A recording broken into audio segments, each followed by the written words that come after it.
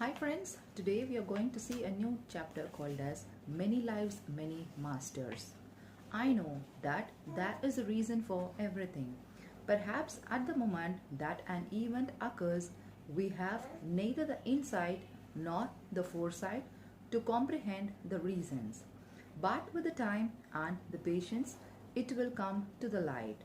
So it was with Catherine. I first met her in 1980s when she was 27 years old. She had come to my office seeking help for her anxiety, panic attacks and the polyps. Although these symptoms have been with her since childhood.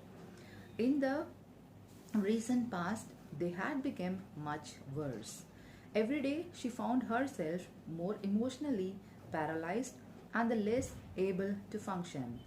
She was terrified and understandably depressed. In contrast to the chaos that was going on in her life at that time, my life was flowing smoothly.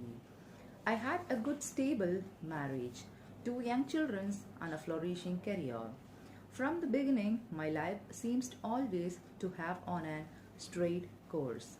I had grown up in a loving home. Academic success had come easily, and by my sophomore years in the college, I had made the decisions to become a psychiatrist. I was graduated in Phi Beta Kappa magna cum laude from the Columbia University in the New York in 1966. I then went to Yale University School of Medicine and received my MD degrees in 1970. Following an internship at the New York University Bureau Medical Center, I returned to Yale to complete my residency in psychiatrist. Upon the completion, I accepted a facility position at the University of Pittsburgh. 2 years later, I joined the faculty of the University of Miami, heading the Psychopharmacology Division. There, I achieved the national recognition in the fields of biological spy, charity, and the substance abuse. After few years at the university, I was promoted to the rank of Associate Professor of Psychophatry at the Medical College, and I was appointed as a Chief of Psychiatry at a large university affiliated hospital in Miami. By that time, I had already published 37 scientific papers and a book chapters in my field. Years of disciple studies had trained my mind to think as a scientist and a physician, modeling me along the narrow path of conversation in my professions. I disturbed anything that could not be proven by the traditional scientific methods. I was aware of some of the studies in the parapsychology that were being conducted at the major universities across the country, but they did not hold my attention. It all seemed to be far fetched to me. Then I meet Catherine. For 18 months, I used a conventional method of a therapy to help her to overcome her symptoms. When nothing seems to work, I tried hypnosis. In a series of a tense state, Catherine recalled past life memories that had proved to be the causative factors of her symptoms. She also was able to act as an conduit for the information from highly evolved spirit entities. And through that, she revealed many of the secrets of a life and of a death. In just a few short months, her symptoms disappeared, and she reassured her life happier and more at peace than ever before. Nothing in my background has prepared me for this. I was absolutely amazed, and when these events unfolded, I don't have a scientific explanation for what happened. There is far too much about the human mind that is beyond our comprehension. Perhaps under the hypnosis, Catherine was able to focus in the part of her subconsciousness mind that sorted actual past life memories. Or perhaps she had tapped into what the psychoanalysts Carl Jung termed the collective unconsciousness, the energy sources that surrounded us and contains the memory of the entire human race. Scientists are beginning to seek these answers. We as a society have much to gain for the research into the mysteries of the mind, the soul, the continuation of life after the death, and the influence of our past life experience on our present behavior. Obviously, the ramifications are limited less, particularly in the field of medicine, psychiatry, theology, and physiology. However, scientifically rigorous researchers in this area is in its infancy. Strides are being made to uncover this information, but the process is slow and is met with much resistance by the scientists and lay people alike. Throughout the history, humankind has been resistant to the change and to acceptance of a new ideas. Historical lore is repeated with examples. When Galileo discovered the moons of Jupiter, the astronomers of that time refused to accept or even to look at the satellites because the existence of these moons conflicted with their accepted beliefs. So it is now which the psychiatrist and the other therapists who refuse to examine and evaluate the considerable evidence being gathered about survival after the bodily death and about the past life memories. Their eyes stay tightly shut. This book is my small contribution to the ongoing research in the field of parapsychology, especially the branch dealing with our experience before death, before birth, and after death. Every word that you will be reading is true. I have added nothing and I have deleted only those parts that were reptilious. I have slightly changed a Catherine's identity to ensure confidentially. I took 4 years to write about what happened, 4 years to garner the courage to take the professional risk of revealing this unorthodox information. Suddenly, one night, while I was taking a shower, I felt compelled to put this experience down on the paper. I had a strong feeling that the time was right, that I should not withhold the information any longer. The reason I had learned were meant to be shared with others, not to be kept private. The knowledge has come through the Catherine and now had to come through me. I knew that no possible consequences I might face could prove to be an deviating as not sharing the knowledge I have gained about immorality and the truth meaning of the life. I rushed out of a shower and sat down at my desk with a stack of an audio tapes I had made during my sessions with the Catherine. In the wee hours of the morning, I thought of my old Hungarian grandfather who had died while I was still a teenager. Whenever I would tell him that I was afraid to take a risk, he would lovingly encourage me by repeating his favorite English expressions. What the hell? He would say, what the hell?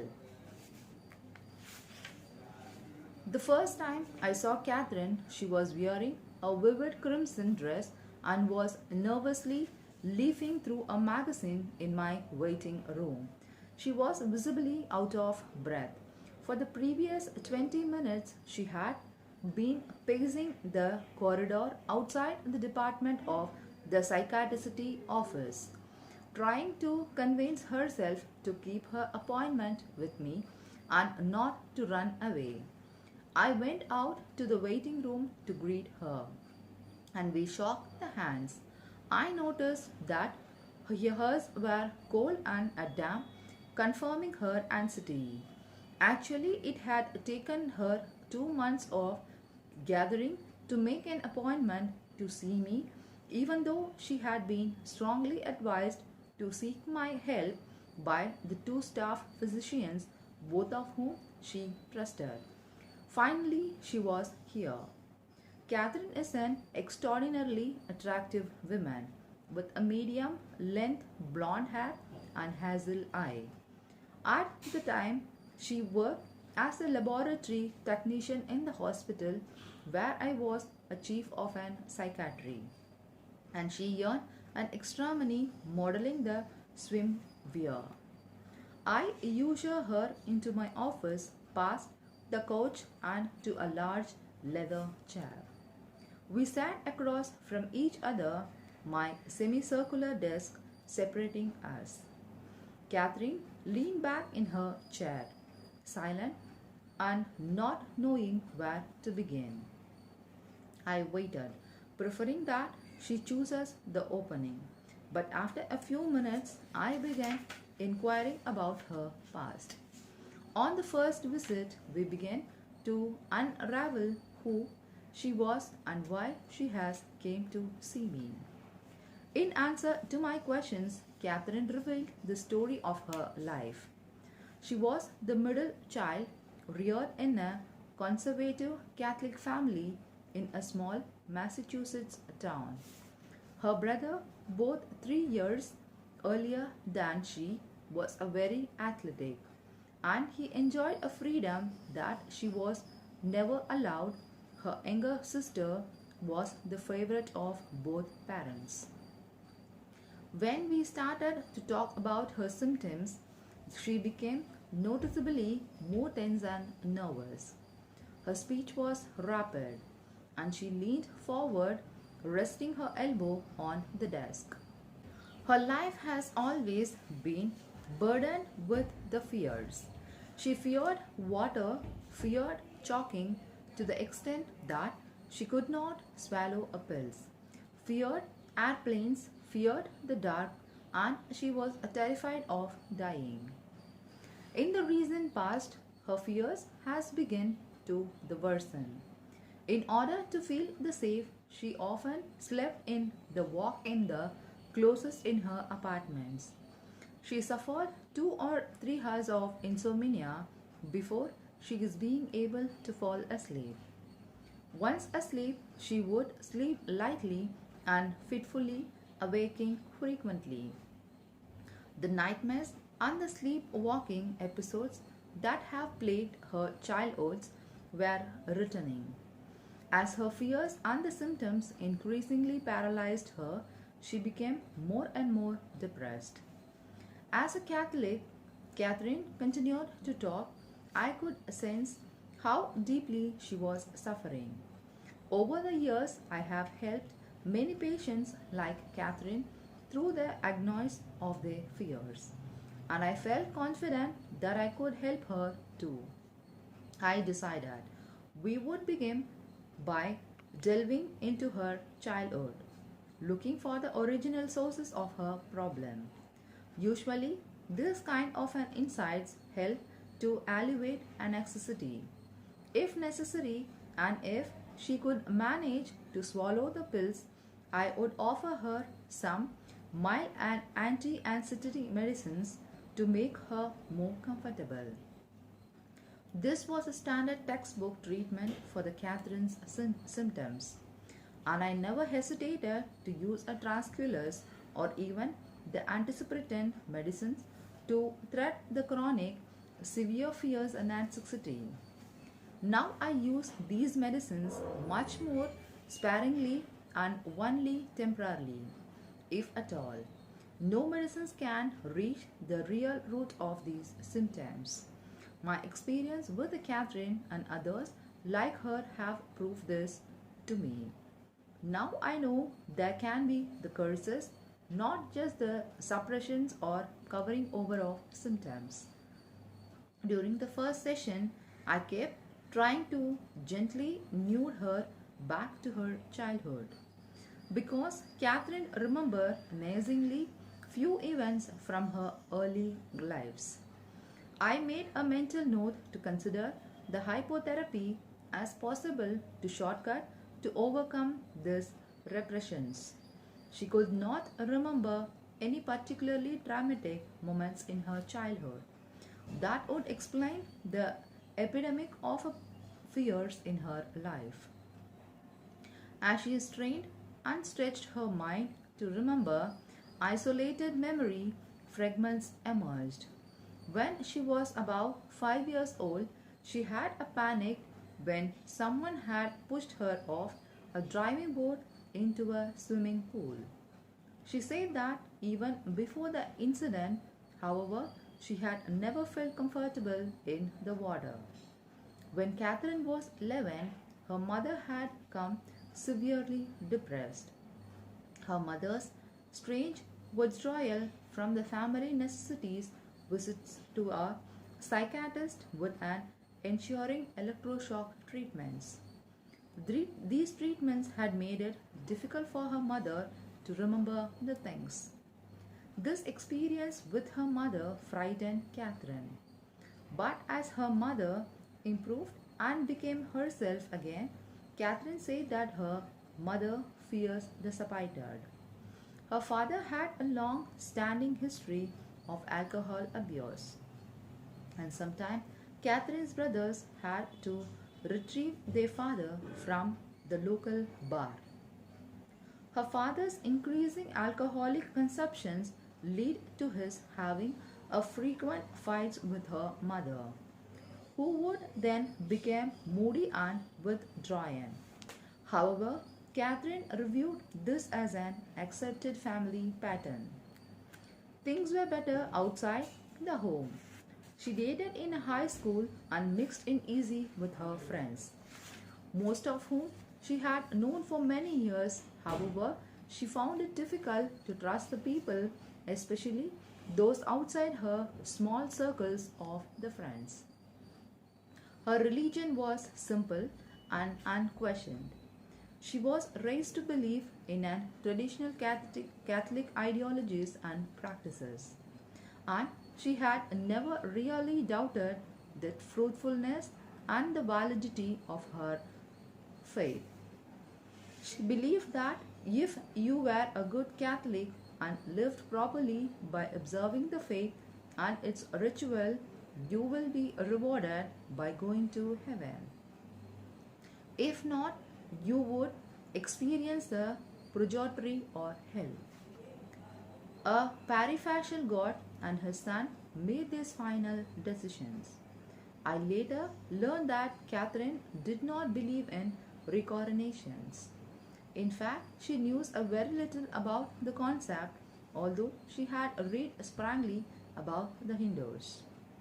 Reincarnation was an idea contrary to her upbringing and understandings. She had never read any metaphysical or occult literatures, having had no interest in it. She was secure in her beliefs.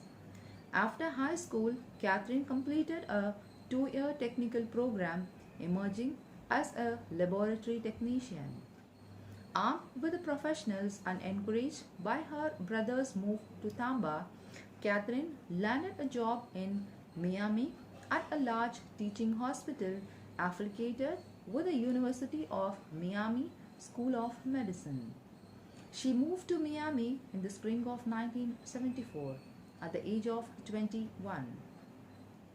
Catherine's life is a small town that have been easier than her life in Miami turned out to be. Yet she was glad she had fled her family problems. During her first year in Miami, Catherine met Scott. Married, Jewish, and with 2 children, he was totally different from any other man she had ever dated. He was a successful physician, strong and aggressive. There was an irrespectable chemistry between them, but their affairs was rocky and tempestuous. sometime about his drew out her patience and awkward her, as if she were calm by him. At the time Catherine started therapy, her affair with the steward was its sixth year and very much alive, if not well. Catherine could not resist Stuart, although he treated her poorly, and she was furious at his lies, broken promises, and manipulations. Several months prior to her appointment with me, Catherine had required the vocal cord surgery for being nodal.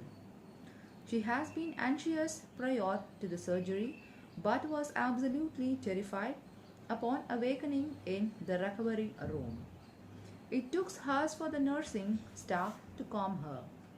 After her recovery in the hospital, she thought out Dr. Edwards' poll. Ed was a kindly pediatrician whom Catherine had met while working in the hospital. They had both felt an insult rapport and had developed a close friendship. Catherine talked freely to Ed, telling him for her fears, her relationship with Stuart, and that she felt she was losing the control over her life. He insisted that she make an appointment with me and only me, not with any of my associate psychiatrists. When Ed called to tell me about his referral, he explained that for some reasons he thought only I could truly understand Catherine. Even though the other physicians also have an excellent cardinal and were skilled therapists, Catherine did not call me, however. 8th week passed. In the crunch of my busy practice as a head of a department of a psychiatrist, I had forgotten about Ed's call. Catherine's fears and problems worsened. Dr. Frank Acker, chief of a surgery, had known Catherine casually for the years, and they often bantered good naturally when he visited the laboratory work where she worked. He had noticed her recent unhappiness and sensed her attention. Several times he had meant to say something to her but had hesitated. One afternoon, Frank was driving to a smaller, out of the way hospital to give a lecture. On the way, he saw a Catherine driving to her home, which was close to that hospital, and impulsively waved her to the side of a road. I want you to see Dr. West now. He yelled through the window. No delay. Although surgeons often act impulsive, even Frank was surprised at how empathetic he was. Catherine's panic attack and anxiety was increasing in the frequency and duration. She began having two recurrent nightmares. In one, a bridge collapsed while she was driving across it. Her car plunked into the water below and she was trapped and drowning. In the second dream, she was trapped in a pitch black room, stumbling and falling over the things, unable to find a way out. Finally, she came to see me. At the time of my first session with the Catherine, I had no idea that my life was about to turn upside down, that the frightened, confused men across the desk from me would be the catalyst and I would never be the same again. 18 months of intensive physiotherapy passed, with Catherine coming to see me once or twice a week. She was a good patient, verbal, capable of insights, and extremely eager to get well. During that time, we explored her feelings, thoughts, and dreams.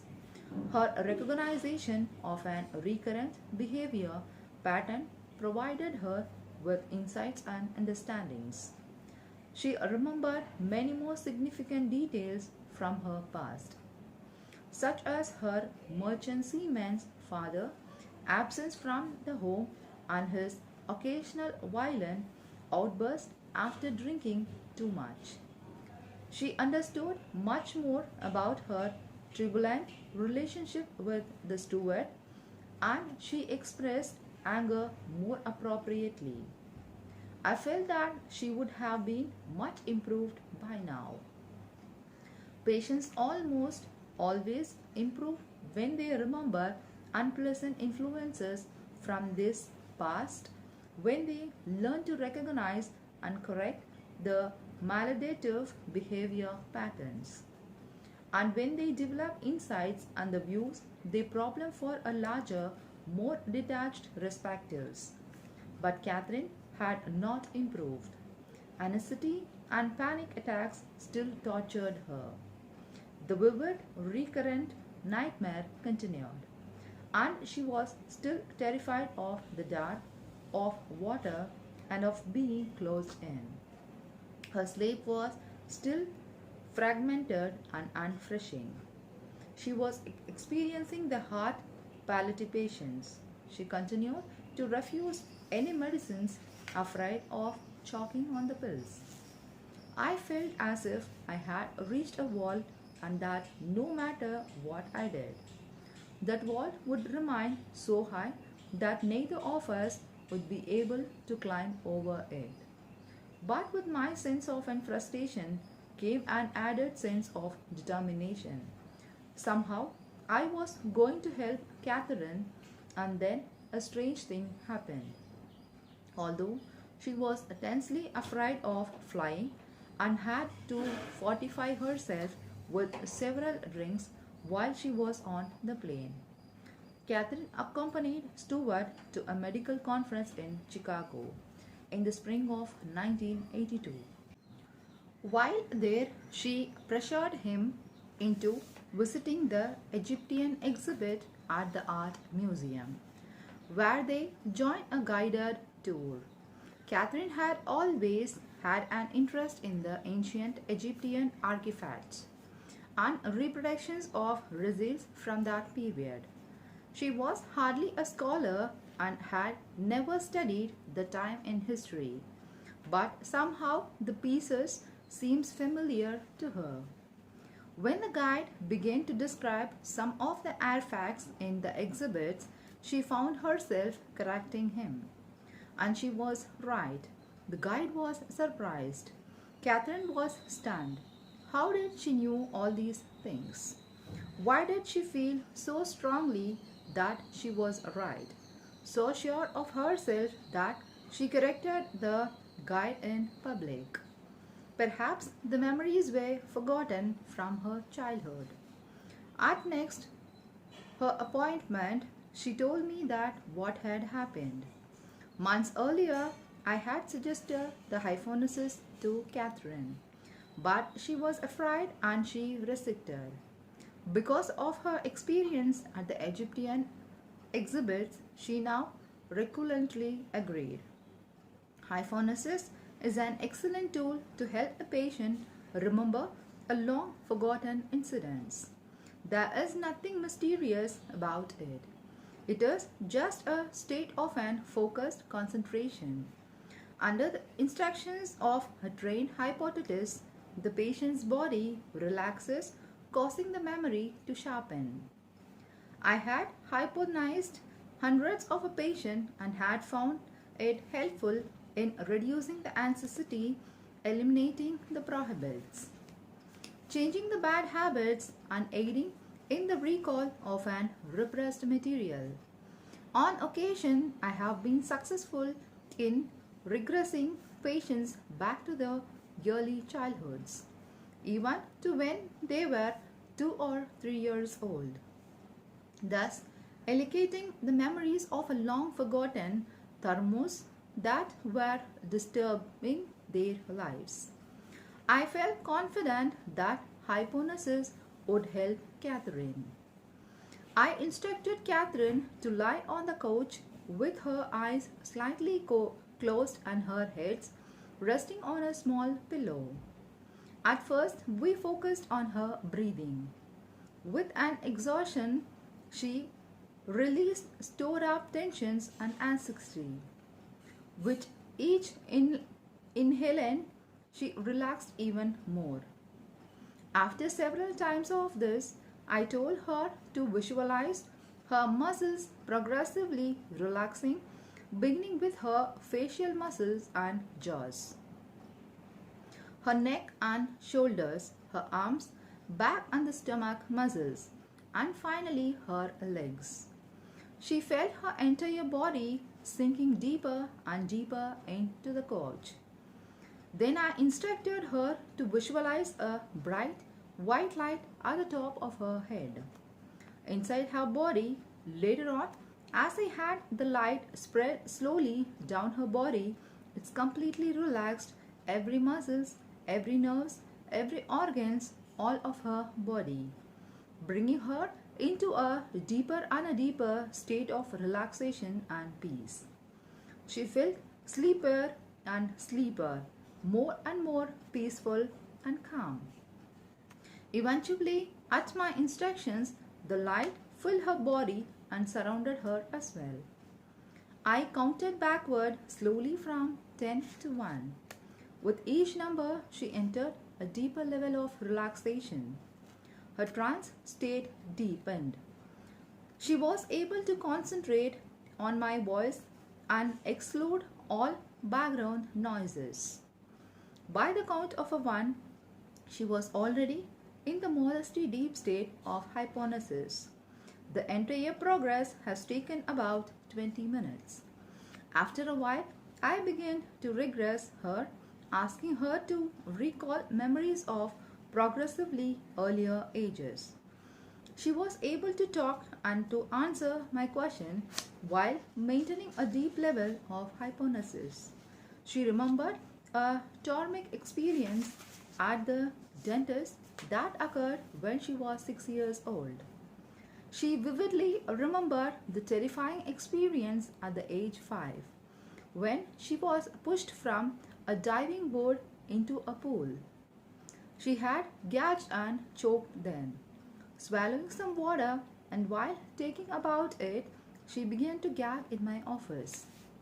I suggested to her that the experience was over, that she was out of water. The gagging stopped and she resumed her normal breathing. She was still in a deep trance. At age 3, the worst event of all had occurred. She remembered awaking in her dark bedroom and being aware that her father was in her room. She reeked of alcohol then and she could smell it now. He touched her and rubbed her and even down there. She was terrified and began to cry. So he covered her mouth with his rough hand. She could not breathe. In my office on my couch, 25 years later, Catherine began to sob. I felt that we had the information now, the key to the lock. I was sure that her symptoms would improve quickly and dramatically. I softly suggested to her that the experience was over, that she was longer in her bedroom but was resting quietly still in a trance. The sobbing ended. I took her forward in the time to her current age.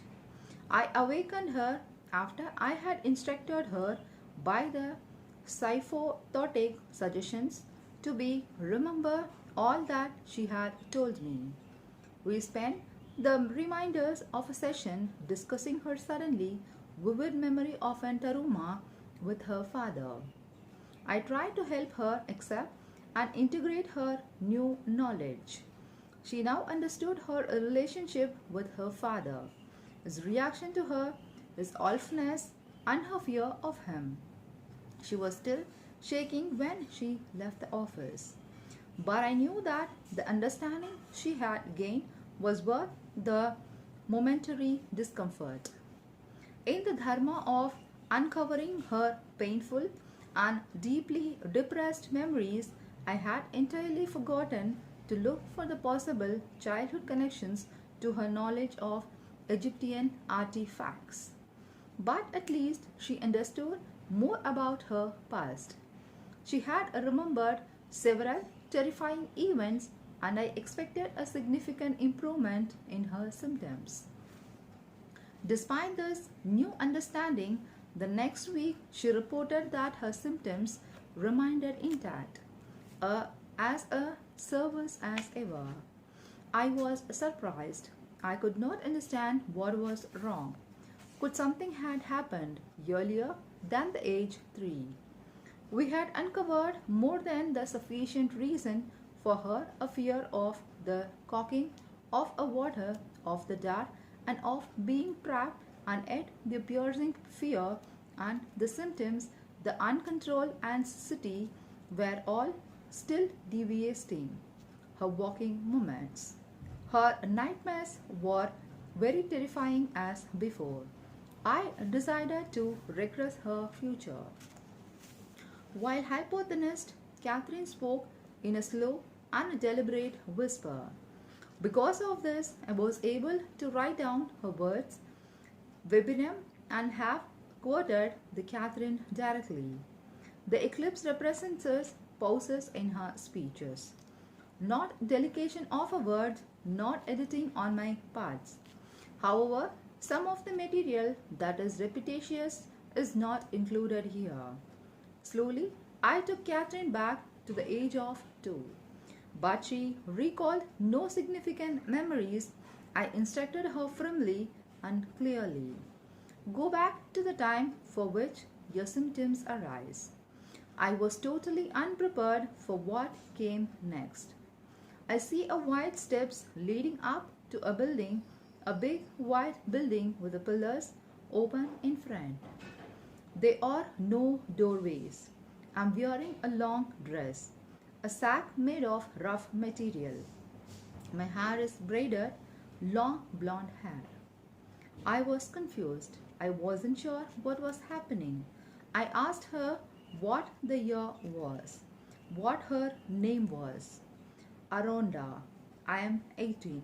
I see a marketplace in front of a building. There are baskets. You carry the baskets on your shoulders. We live in a valley. There is no water. The year in 1863 BC. The area is barren, hot and sandy. There is a well, no river. Water comes into the valley from the mountain.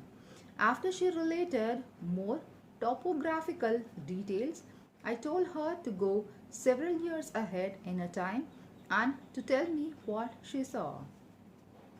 There are tree and stone roads. I see a fire with cooking. My hair is blonde.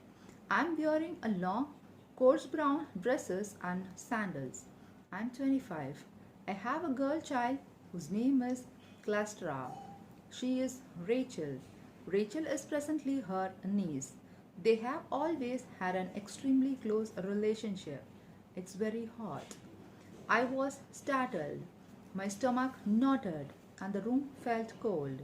Her visualization and the recall seems so defined. She was not at all tentative. Names, dates, cloths, trees, all seen vividly what was going on there. How could the child she has then be her niece now? I was even more confused. I have examined thousands of psychiatrist patients made under the hypothesis, and I had never come across the fantasies like this before, not even in the dreams. I instructed her to go forward to the time of her death. I wasn't sure how to interview someone in the middle of such an expedient fantasy or memory. But I was on the lookout for an traumatic event that might underlie the current fears of symptoms. The events around the time of a death could be practically traumatic. Apparently, a flood or a tidal wave was devastating the village. There was a big waves knocking down the trees. There is no place to run. It's cold.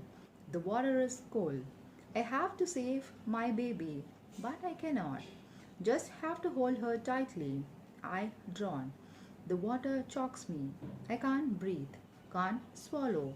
salty water. My baby is torn out of my arm. Catherine was gasping and having a difficulty in breathing. Suddenly, her body relaxed completely and her breathing became deep and even. I see clouds. My baby is with me. And another from my village, I see my brother. She was resting. The lifetime has ended. She was still in a deep trance. I was stunned. Previous lifetimes, reincarnation by chemical, my clinical mind told me that she was not fascinating this material, that she was not making this up. Her thoughts, her expressions, the attention to the particular details all were different from her conscious state. The whole gamut of impossibility, psychiatric diagnosis flashed through my mind, but her psychiatric state and her character structure did not explain these revelations. Sinophrenia. No, she had never had an evidence of a cognitive or thinking disorder. She had never experienced any auditory hallucination of hearing voices, visual hallucination or vision while awake, or any other type of an psychotic episodes. She was not an delusional, nor was she out of a touch with reality. She did not have a multiple or a split personalities. There was only one Catherine, and her conscious mind was totally aware of this. She had no cospathetic or antisocial tendencies. She was not an actress. She did not use the drugs, nor did she inject the hallucinating substances. Her uses of alcohol was minimal. She had no neurological or psychological illness that could explain this vivid immediate experience while hypothenized. There were memories of some sort, but from where? My gut's reaction was that I have stumbled upon something I knew very little about: reincarnation and the past life memories. It couldn't be, I told myself. My scientifically trained mind rejected it. Yet here it was, happening right before my eyes. I couldn't explain it, but I couldn't deny the reality of it either. Go on, I said, a little unnerved but fascinating by what was happened. Do you remember anything else? She remembered the fragment of two other lifetimes. I have on a dress with a black lace, and there is a black lace on my head. I have a dark hair with a grey in it. It is AD 1756. I am Spanish. My name is Lucia and I am 56. I am dancing. Others are dancing too. Long pause. I am sick. I have a fever, cold, sweats. Lots of people are sick. People are dying. The doctors don't know it was from the water. I took her ahead in the time. I recovered, but my head still hurts. My eyes and the head still hurt from the fever. From the water, many died. Later, she told me that she was a prostitute in the lifetime, but she had not relayed that information because she was embarrassed by it. Apparently, while hypothenized, Catherine could censor some of the memory she transmitted back to me. Since Catherine has recognized her niece in an ancient lifetimes, I impulsively asked her if I was present in any of her lifetimes. I was curious about my role. If any in her remembrance, she responded quickly in a contrast to the previous very slow and deliberate recall. You and my teacher sitting on a ledge. You teach us from the books. You are a old with a grey hair. You are wearing a white dress, your toga with a gold trim. Your name is Doggy Ness. You teach us the symbols, triangles. You are very wise, but I don't understand. The year is 1568 BC. This was approximately 1200 years before the noted the Greek cynic physio- philosopher Diogenes. The name was not a uncommon one. The first session had ended. Even more amazing, one were yet to come.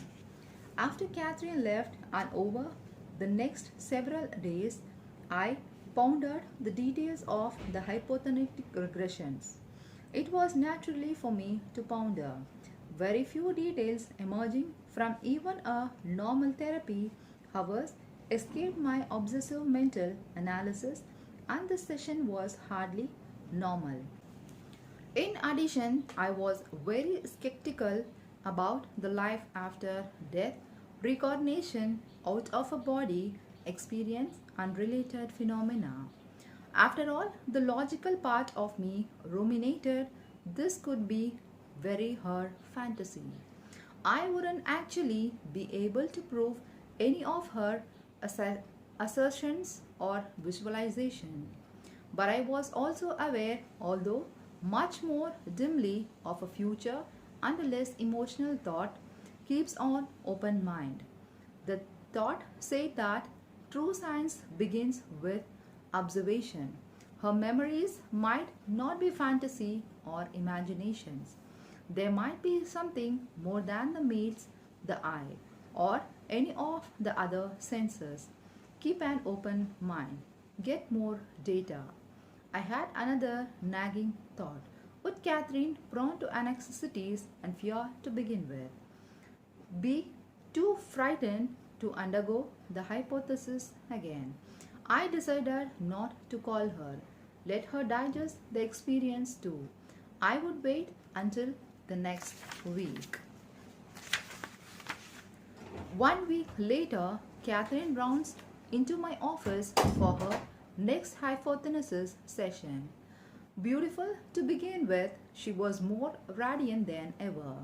She happily announced that her lifelong fear of drowning had disappeared. Her fears of choking were somewhat diminished. Her sleep was no longer interrupted by the nightmares of a collapsing bridge. Although she had remembered the detail of her past life record, she had not yet truly integrated the material. The concept of her past lives and the reincarnation were alien to her cosmology, and yet her memories were so vivid. The sights and the sounds and the smell so clear. The knowledge that she was there so powerful and immediate that she felt she must have actually been there. She did not doubt this, the experience was so overwhelming. Yet she was concerned about how this fits with her upbringing and her beliefs. During the week, I have revised my textbook from a comparative religions courses taken during my freshman years at the Columbia. They were indeed a reference to a reincarnation in the Old and the New Testament. In AD 325, the Roman Emperor Constantine the Great, along with his mother Helena, had deleted the reference to the reincarnation contained in the New Testament. The Second Council of Constantinople, meeting in AD 553, confirmed this action and the declaration that declared the concept of reincarnation a heresy. Apparently, they thought this concept would weaken the growing power of the church by giving humans too much time to seek their salvation. Yet, the original references had been there. The early church fathers had accepted the concept of reincarnation. The early Gnostics, the Clement of Alexandria, Origen, Saint Jerome, and many others believed that they have lived before and would again. I, however, had never believed in reincarnation. Actually, I had never really spent much time about thinking about it. Although my yearly religious training taught about some kind of an voyage, existence of a soul after the death, I was not convinced about this concept. I was the oldest of the four children, all spaced 3 years apart. We belonged to an conservative Jewish in a Red Bank, a small town near the New Jersey's seashore. I was a peacemaker and a statesman in my family. My father was more involved with the religion than the rest of us were. He took it very seriously as he took all of a life. His children's academic achievements were the greatest joy in his life. He was yearly upset by householding the discords and would withdraw, leaving me to meditate, although this turned out to be excellent preparatory training for a career in psychiatry. My childhood was heavier and more responsible than its retrospect I would have preferred.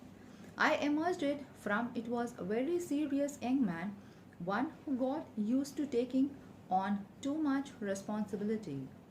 My mother was always expressing her love. No boundary stood in her way.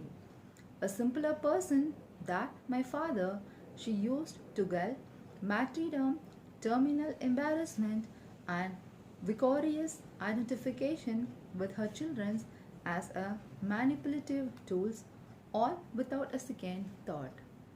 Yet she was a regular gloomy and we could always count on her love and support. My father had a good job as an industrial photographer, and although we always have a plenty of food, money, and was very tight, my younger brother Peter was born when I was 9. We have to drive a 6 people into our small 2 bedroom garden apartment.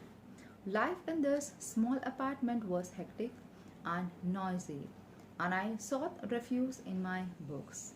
I read endlessly when not playing the baseball or the basketball. My other childhood friends' patience. I know that the education was my path out of a small town's comfortable as it was, and I was always first or a second in my class. By the time I received a full scholarship to the Columbia University, I was serious and studious young man. Academic success continues to come easily. I majored in the chemistry and was graduated with the honors. I decided to become a psychiatrist because the field combined my interest in the science and my fascination with the working of a human mind. In addition, a career in the medicine would allow me to express my concern and compensation for the other people. In the meantime, I had met Carolyn during a summer vacation at a Catskill Mountain hotel where I was working as a busboy and she was a guest. We both experienced an immediate attraction to each other's and a strong sense of familiarity and comfort. We corresponded, dated, fell in love, and were engaged by my junior year at Columbia. She was both bright and beautiful. Everything seems to be falling into the place. Few young men worry about life and the death and the life after the death, especially when things are flowing smoothly and I have was no expectation. I was becoming a scientist and learning to think in a logical, dispassionate, prove it kind of a way. Medical school and the residency of Yale University further crystallized the scientific method. My research thesis was on the brain chemistry and the role of an neurotransmitters, which was a chemical messengers in the brain tissue. I joined the new breed of a biological psychiatrist, those merging the traditional psychiatric theory and the techniques with the new science of brain chemistry. I wrote many scientific papers, lectured at a local and national conferences, and became quite a Photoshop in my field. I was a bit obsessive, intense, and inflexible, but these were useful traits in my physician. I felt totally prepared to treat any person who walked into my office for therapy. The Catherine became Aronda, a young girl who lived in an 1863 BC, or was it the another way around? And here she was again happier than I had ever seen her. I again worried that the Catherine might be afraid to continue. However, she eagerly prepared for the hypothesis and went under quickly.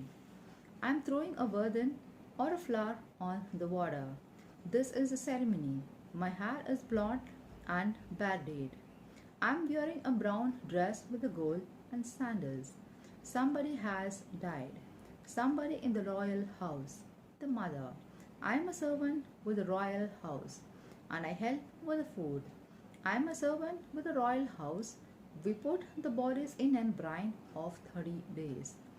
Then they dry out and the parts are taken out. I can smell the bodies. She had spontaneously gone back to Arnoda's lifetime, but to a different part of it, to when her duty was to prepare the bodies after her death. In a separate building, Catherine continued, I can see the bodies. We are wrapping the bodies. The soul passes on. You take your belongings with you to be prepared for the next and the greater life. She was expressing what seems like an Egyptian concept of a death and afterlife. Different from any of our beliefs in that religion, you could take it with you. She left the lifeline and rested. She paused for several minutes before entering an apparent ancient time. I see eyes hanging in a cave, rocks. She vaguely described a dark and an miserable place, and she was now visibly uncomfortable. Later, she described what she has been seen on herself. I was ugly, dirty, and smelly. She fell for the another time. There were some buildings and a car with the stone wheels. My hair is brown, with a cloth on it. The cart has a straw in it. I am happy. My father is there. He is hugging me. It is Edward, the pediatrician who insisted sees me. He is my father. We live in a valley with a tree. There is an olive and a fig tree in the yard. People write on the paper. There are funny marks on them, like letters. People are writing all the days, making a library. It is 1536 BC. The land is barren. My father's name is Croesus. The year did not fit exactly, but I'm sure she was in the same lifetime that she had reported during the previous week session. I took her ahead in the time, staying in the lifetime. Your father know you, meaning me. You and he talks about the corpse, law and the government. He says you are a very smart and I should listen to you. I took her further ahead in my time. Her father lying in a dark room. He is old and sick. It is cold.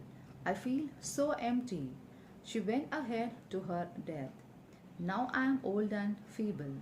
My daughter is there, near my bed. My husband is already dead. My daughter's husband is there, and their children's. There are many people around.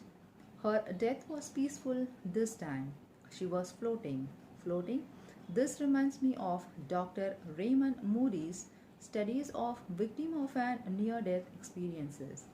The subjects also remembered the floating, that being pulled back to their bodies.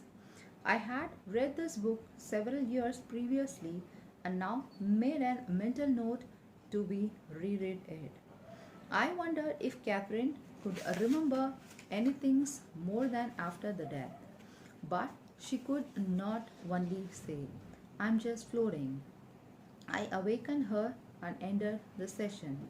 with a wild instant hunger for any scientific paper that had been published on the reincarnation. I hunted through the medical libraries.